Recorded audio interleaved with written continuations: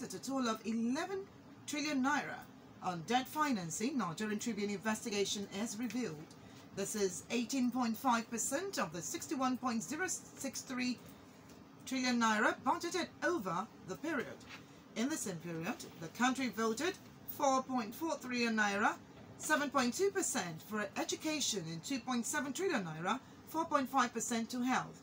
According to available statistics, out of this 5.1 trillion naira appropriated in 2010, 517.07 billion naira was allocated for debt financing.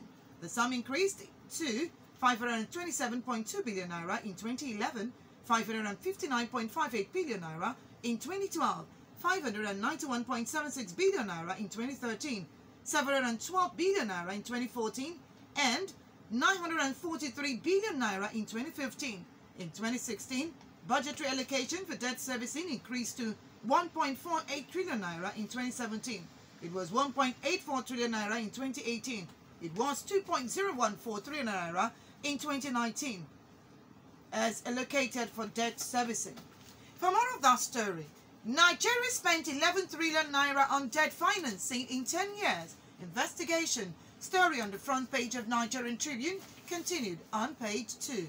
You can join the conversation on any of the stories and read live from the national dailies by sending your comments via WhatsApp 0805 897 5897 0805 897 5897, and we're live on Facebook echo.echo.fm, on Twitter at echo_897fm. Alright, so picking on the Oracle today, Nigerian tops of $100 billion LNG plans in Africa. This one comes to writer at NLNG earns 36 trillion naira from a flare gas monetization and delivers $17 billion to government in dividends. Now let's go straight to the news here. Nigeria stands on top of the list of African countries that would form the destination for a pricely $103 billion of investment in natural gas liquidation and export with the global energy market. According to projection by organizers of the African Oil and Gas Power Conference, which is working to host delegates to the gas exporting countries forum scheduled for Malabo, Equatorial Guinea, the 6 African countries to play host to prevent that world-shaped energy demand and supply patterns to the imminent future. Okay, and the 6 countries are Nigeria, Egypt, South Africa, Mozambique, Senegal, and Mauritania. Alright, you can get more of this on the front page of the Oracle, which says Nigeria tops $100 billion LNG plans in Africa. Moving on, still Nigerian Tribune, page 5. 100 million naira concession agreement. Malami moves to avert another debacle. Attorney General and Minister of Justice, Mr. Abubakar Malami, SAN, has advised against the summary termination of the $100 million concession agreement between Transmission Company of Nigeria, TCN, and Phase 3 Telecom Limited and Alhari Engineering Services by the former. In a legal advice to TCN, Malami described the action of TCN as illegal and nullity. Phase 3 Telecom had written to the minister complaining about the development and asking his opinion about the summary termination of the concession agreement contract facilitated by the federal government on March 20, 2006, that mandated the concessionaire to design, build, finance and operate DBFO, fiber optic network infrastructure, in the country. Arising from the need to review the concession terms as envisaged in the agreement following the liberalization of the national long-distance fiber optic landscape in Nigeria, the TCN reneged on reports by an audit firm and the recommendation of the Infrastructure Concession Regulatory Commission, ICRC. For more of that story, 100 million naira concession agreement. Malami moves to avert another debacle. The story is on page 5, Nigerian Tribune. Find out more. Alright, I'm trailing on Olabisi. I'm also on page 5 of the Oracle. And this one says the airport closure Enugu government to provide palliative measures for air travelers. A sequel to the closure of the Akane Ibiam International Airport Enugu for repairs, Enugu State government has disclosed its plan to provide palliative measures for air travelers from the state who now travel through some Mbakwe International Cargo Airport Owerri, Imo State, and Asaba Airport in Delta State to get to their various destinations. A statement by the Secretary to the state government, Professor Simon Uchenna Otunaya, stated that the government was deeply concerned about the plight of the air travelers from the state, especially the challenge of transportation and security. The state government therefore disclosed that it will announce its palliative measures and strategies to cushion the effect of challenges on the air travelers after meeting of the Southeast Governors Forum this Saturday, where the governors will, among other issues, deliberate on the challenges facing air passengers and come up with a regional plan to be adopted. You can get more of the stories on page 5 of the Oracle Today newspaper. Airport closure, Enugu government to provide palliative measures for air travelers. You can read more. On page 7, Nigerian Tribune, Oshomole commends Bini I chief for settling Edo APC crisis. National Chairman of the All Progressives Congress, APC, Adams Oshomole, at the weekend in Benin, Edo State, commended the Benin High Chief, Chief David Edebiri, for brokering peace between the feuding factions of the party in the state.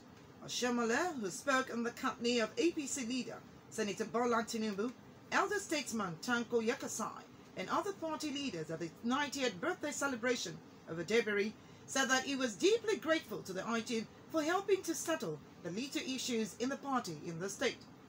There have been rumbles within the ranks of the APC in the state over the June 17 nighttime inauguration of only 9 out of the 24 members of the state's House of Assembly, an action which pitched Governor Godwin Obaseki against Oshomole. For more of that story, Oshomole commends Bini I chief for settling Edo APC crisis. Story on page 7, Nigerian Tribune. Now just picked on Daily Sun newspaper, page 2, power sector losses 10 billion naira to get shortage transmission hitches. Nigerian power sector lost about 9 billion 793 million due to constraint from insufficient gas supply, distribution and transmission infrastructure. The close to 10 billion losses were recorded over a 5-day period, August 26 to August 30, 2019, according to statistics made available to Daily Sun from the Power Advisory Team, Office of the Vice President. A further breakdown of the revenue and technical losses on a day-to-day basis revealed that on August 26, 2019, the power sector lost an estimated 2 billion 164 million naira due to constraints from insufficient gas supply, distribution and transmission infrastructure.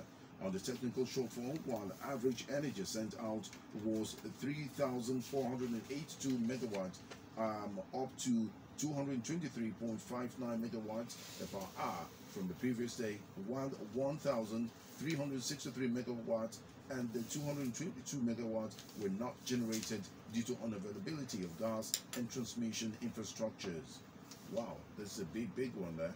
Power sector losses 10 billion naira to gas shortage transmission hitches. These on page 2 of Daily Sun newspaper. You can read more. Don't forget you could send your comments on any of the stories read out via WhatsApp.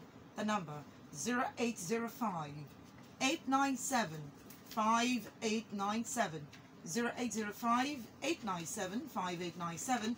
On Instagram at echo_, on Twitter at echo_897FM, Facebook echo.echo.fm. Moving on, page 8, Nigerian Tribune. Sarah, 6,724 Nigerians sue Senate over plans to spend 5.5 billion naira on cars.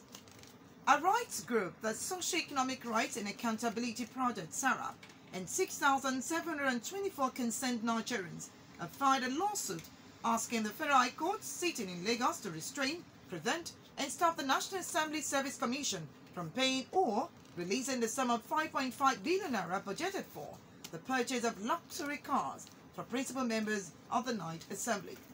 Serap and the concerned Nigerians, joined by Budget and Enough is Enough, EIE, are also asking the court to restrain and stop the Senate from collecting the money until the downward review of the amount proposed by the Senate.